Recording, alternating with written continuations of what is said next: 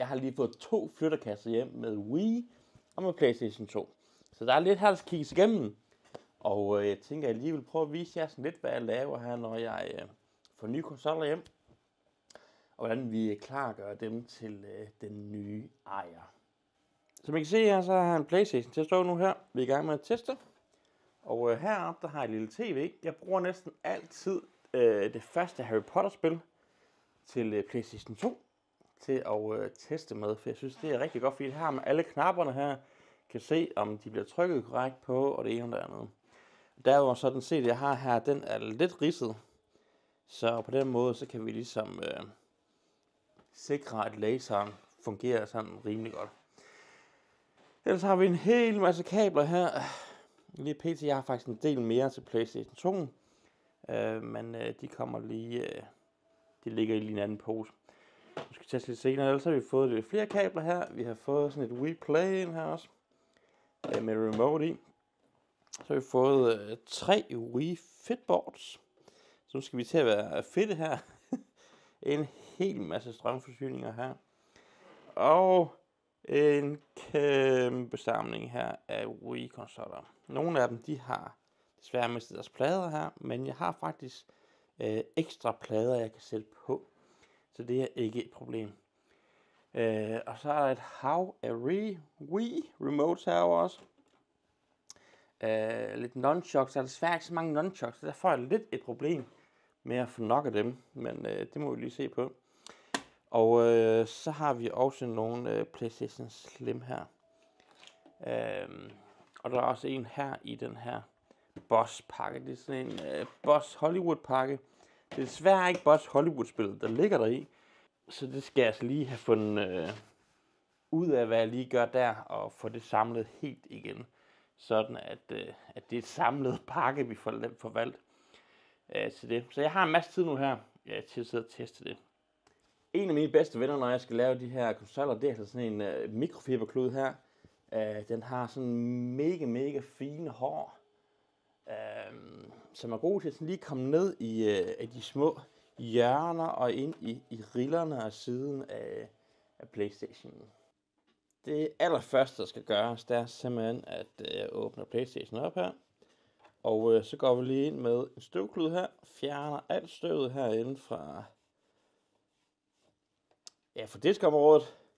Når jeg er godt tilfreds med, hvordan det ser ud her indvendigt, så smider jeg Harry Potter i, lukker og starter maskinen. Og så er det spændende her, om den booter op for første gang.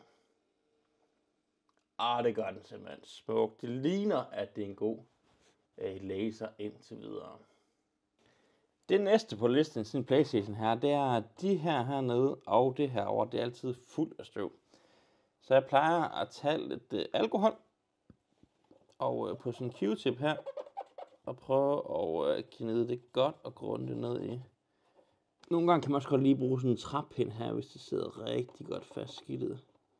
Lige til at løsne det lidt med. Så begynder det at se lidt bedre ud nu. Godt nu, for de her logoer renser ud, så det er super.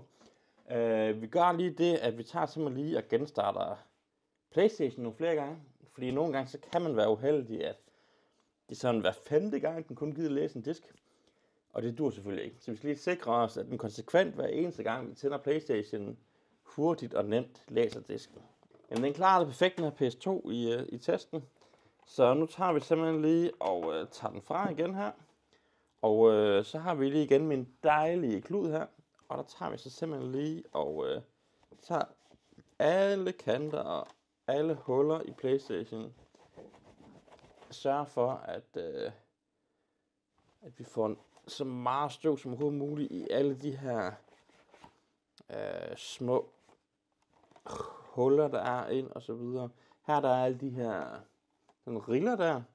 Og der igen, der er den her klud altså bare super god, fordi den har de her lange hår, der sådan lige kan gå ind og børste ind i alle dem der, som ikke behøver at skal sidde med en Q-tip ind i hver eneste hul der. Det synes jeg fungerer rigtig godt. Nå, så er den blevet rengjort godt. Så smider vi den simpelthen i sådan en pose her. Og så siler vi lige den. Så ved jeg, at den er rengjort. Jeg ved, at den virker, så vi ikke sender den forkert ud. Det er måske en lille smule overkill, jeg ved det ikke helt, men jeg kan godt lide det. Så ved jeg ligesom, den her den er færdig, klar til en ny ejer. Og ja, så fortsætter vi ellers bare. Jeg har jo masser her bagved, som skal testes. Så det kommer til at tage en del timer. Så man kunne tænke dig en af de konsoller, der står bag ved mig her. Så gå ind på min hjemmeside, link i beskrivelsen, og så kan du altså købe en af de her efterhånden retro-konsoller, vil jeg i hvert fald kalde det. Nu er vi helt over i PlayStation 5.